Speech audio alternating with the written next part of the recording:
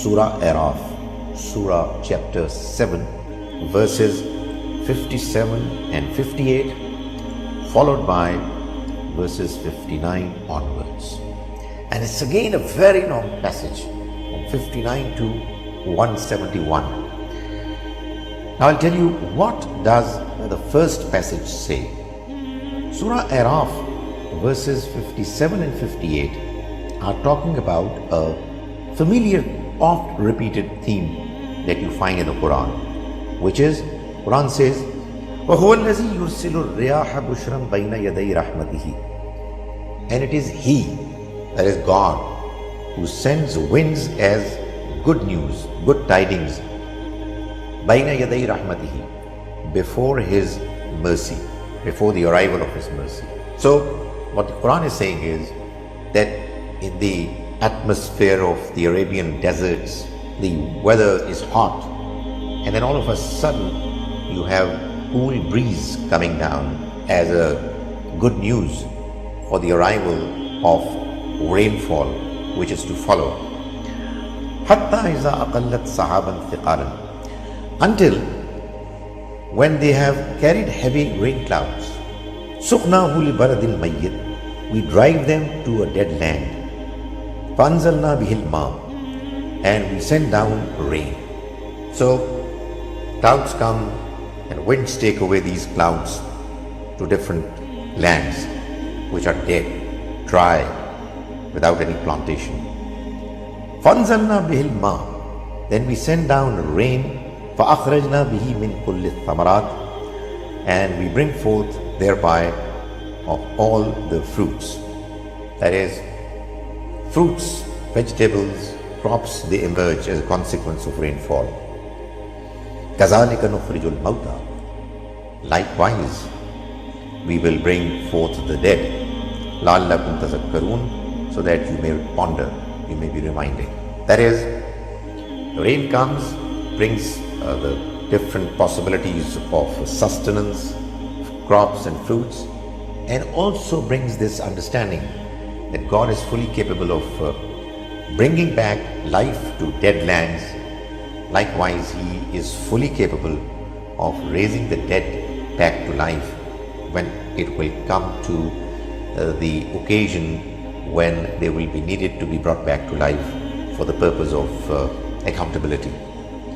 The next verse says, وَالْبَلَدُ الطَّيِّبُ يَخْرُجُ نَبَاتُهُ بِإِذْنِ رَبِّهِ, and the good land, that is the fertile land, its vegetation emerges by the permission of its Lord.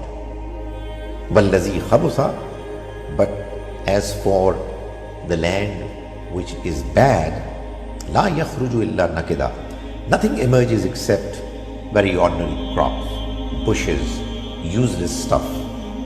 كَذَلِكَ نُصَرِّفُ الْآيَاتِ, likewise we send verses in different forms. لِقَوْمِ يَشْكُرُونَ, for those people who are grateful. So now the Almighty is also explaining that the rain that falls from the sky brings forth crops, vegetation, etc. But there are different lands. There are lands that are fertile, responsive, and good bumper crop emerges. But there are others which are not fertile, and there is nothing that emerges except for ordinary material which is of no use. Okay, that's understandable. But now we move on, and what we find is that from verse 59 of chapter 7 till verse 171, the Almighty has shifted as if all of a sudden to a completely different theme, which is the messengers of God. They come to their respective nations, deliver the message. Some accept the message, others reject the message, and ultimately the Almighty's punishment visits the nation to destroy it.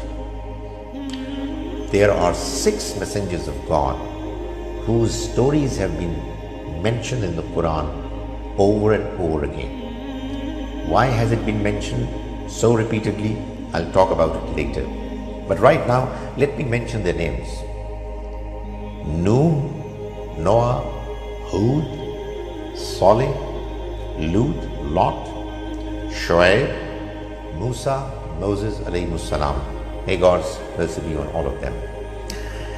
All stories narrated either in long passages or relatively short ones.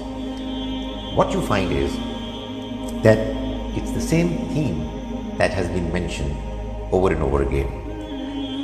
Obviously, one wonders, why on earth is it that when there was a description of clouds, cloud formation, rainfall, crops sprouting from the land, it was mentioned, and then all of a sudden there is a new mention completely different from the earlier one that is taking over.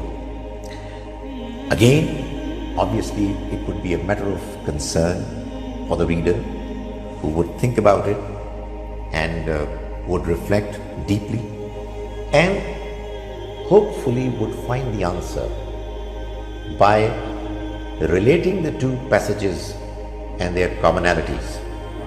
The mention of rainfall in verses 57 and 58 is like the mention of the invitation of the prophets in the subsequent passages. Rainfall is a blessing of God coming from the heavens, from the sky. Material mercy, kindness of the Almighty, in the form of water, in the form of plantation. On the other hand, the prophets bring divine revelation, and that is also a spiritual rainfall. It also falls on a soil. It's not that physical soil of the earth. It's the soil of the souls of humans. And it all depends, like in the case of land, in the case of human land, human soul, it all depends on the quality of soul.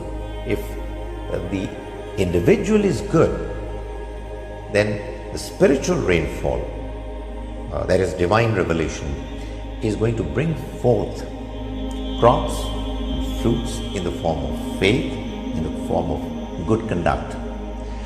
But if the land is useless, the same spiritual rainfall, the same message, the same prophets, the same divine revelation is not going to bring forth anything but negative. So, what happens in the case of rainfall in the physical world is very similar to what happens in the case of the spiritual rainfall in the form of wahi, and that is what has caused the two passages to be put together. As I said, the entire Quran is full of such other examples, which if we look at them deeply, we'll find that these passages come together because of good reason.